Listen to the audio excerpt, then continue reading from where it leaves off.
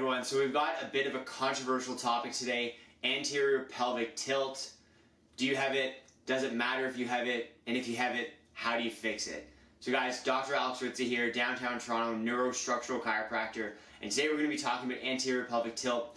The video is going to finish with some really great at-home exercises you can do by yourself. If you've got it and you want to fix it, these are going to be the best approach to do so.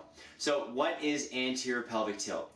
It is when the pelvis, which should sit pretty neutral, starts to tilt forward. And it's imagining like if it was holding water, starts to tilt forward like water would seep out of the front of it.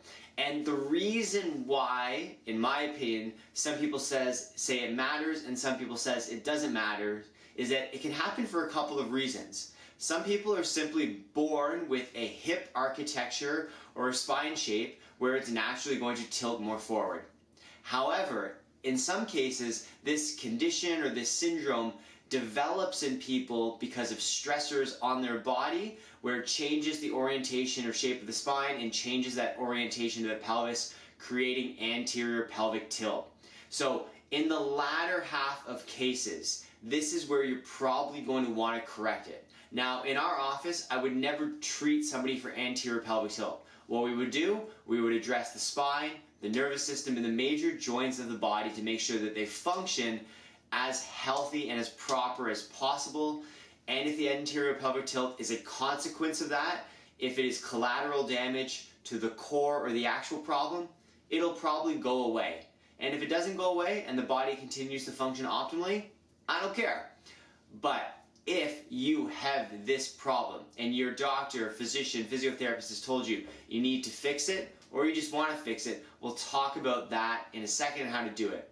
In most cases, it's going to be from what's called lower cross syndrome, where you have this cross where the hip flexors and hamstrings are too tight and the glutes and the lower abdominals are too loose or too weak. And so you get this tilting of the pelvis.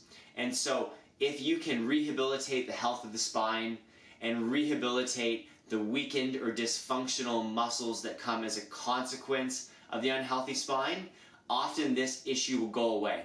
And so when you see the exercises later in this video, you'll see it's all about stretching what is tight and strengthening what is weak. Now, as with everything we talk about on the channel, the biggest caveat is if these things have developed because of a problem with the spine or a problem with the nervous system, if you don't fix that, the exercises might not work or might not be as effective as you'd like them to be because you're not actually fixing the underlying problem. So if you try the exercises, if they're not correcting that anterior pelvic tilt like you think it should, that's when it's time to see a professional and see if there's an underlying problem with the spine or nervous system that might be causing that dysfunction, that might be contributing to that anterior pelvic tilt. Now, if I had this issue and it had developed over time, I'd probably want it to go away. If I was born this way and it wasn't causing any issues, honestly guys, I would probably just leave it because it's likely not an issue that's going to cause any pain, disease, or dysfunction.